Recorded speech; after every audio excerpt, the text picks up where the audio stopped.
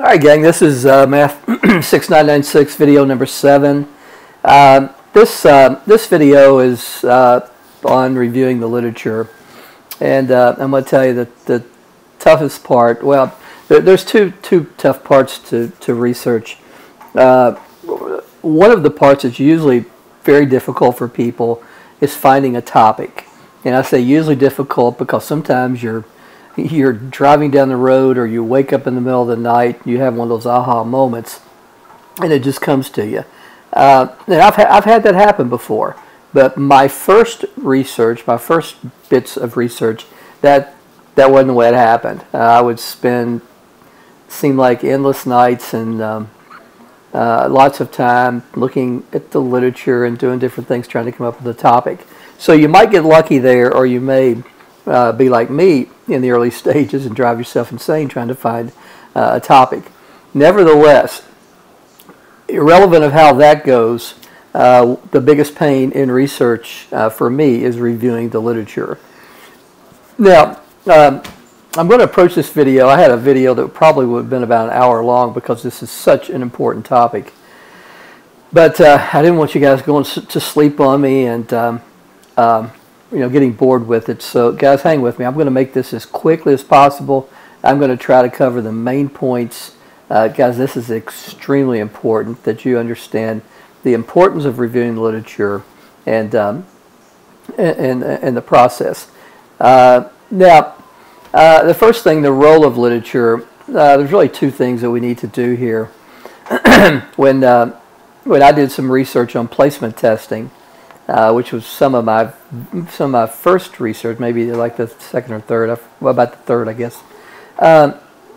Research allowed me to get into the field and obviously see what had been done. But I also came away from the lit review with a lot of names, and I called those key players in the field of placement. And once you establish the key players in the field of placement, that's very helpful because you can look at their work, and then you can look at the people they've cited, they've trusted enough in their field to cite in their research. So again, look at the key players and look at who the key players trust in their research. The second thing it does is it just places your research in its proper perspective, and we'll talk about that a little bit more later. But I think the role of literature in my let's put it this way, the role of literature as it relates to me producing credible research. One of the most important things to me was early on was finding out the key players in the topic. The third thing, the literature review is going to help you clarify the goals of your study. And number 4, it's going to help you identify methodologies that have been proven to be useful. Something like that. This factor analysis that we dealt with in your 6600 class. There are a lot of studies in psychology that have wanted to tap into these intrinsic characteristics, and to be able to do so, they've needed to try to assess that through multiple questions, multiple survey items. And a way that they can summarize that would be factor analysis. So, and again, the methodologies that will be acceptable or proven useful in your field obviously depends on the field you choose. Number 5, this is a very important one, that it avoids unintentional replication of previous studies. I think I told you previously, in a previous video that is, about the guy at the University of Kentucky that did his research, didn't do number 5, this number 5, this very well. And he ended up at probably, I don't even know how much, but he was a significant way through his research, almost nearing the end, and he found out that he couldn't do it because, couldn't finish because someone else had done the research. I was really, I think I would have given up. He actually handled it much better than me, and just got another topic and spent a couple of years longer in grad school, and he did ultimately successfully defend and get his PhD. Number 6, by studying related literature in the field, the researcher is in a better position to understand the significance of their results, and that should be really clear. Got something I want you to put on your radar. It's called the Educational Resources Information Center. We call it ERIC. ERIC was a lifesaver to me in some of my early research. It indexes and abstracts more education-related sources than any other database. Covers about 800 journals. I had to look this up. It's not like I walk around knowing some of this stuff. And more than 1 million documents. So I gave you the website there. It's a .edu/gov site. So you find a lot of those out there. Guys, most of this stuff is only in electronic form, but it's my understanding that most of it can be printed. Guys, using ERIC, some hints. This is nothing that I went to a book and got. This is just telling you things that I've run into. Determine keywords that are applicable to your study. What population are you looking at? Are you looking at, adolescent math students? Are you looking at first generation college students? And look at the variables. Are you looking at achievement scores? Are you looking at socioeconomic status? Look at the way that think about the way the variables are presented and enter those in ERIC appropriately. Guys, be creative. I forgot what I got into one time. It was, though I don't remember, but it was something like, and this wasn't it, but say I typed in math education, and I didn't really get anything. And again, this was not it. It wasn't math education, but it was something else, like 2 words. And I typed it in, and I didn't really get much. But if I changed it to like the education of mathematics, and again, this was not the example. This is not what happened. I'm just using this as an example. I pulled it out of the air real quickly. I got some really cool stuff. And this just happened to me probably 3 or 4 months ago. Guys, get organized. This is when I did my dissertation, the research for my dissertation. This was an epic fail for me. I worked hard. I spent a lot of time researching.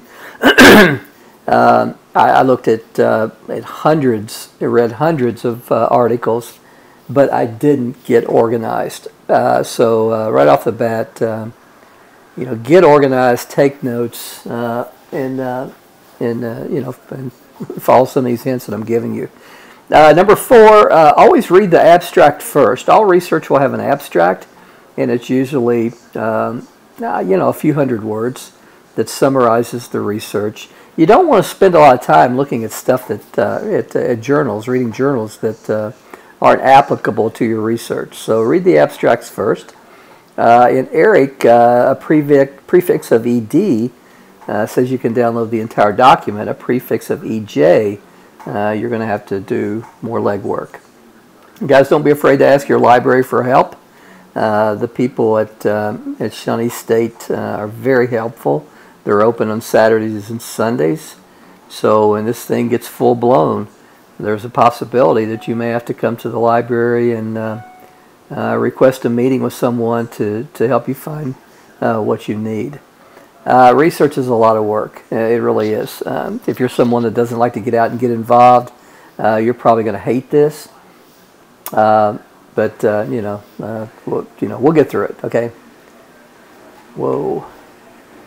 Let me go back.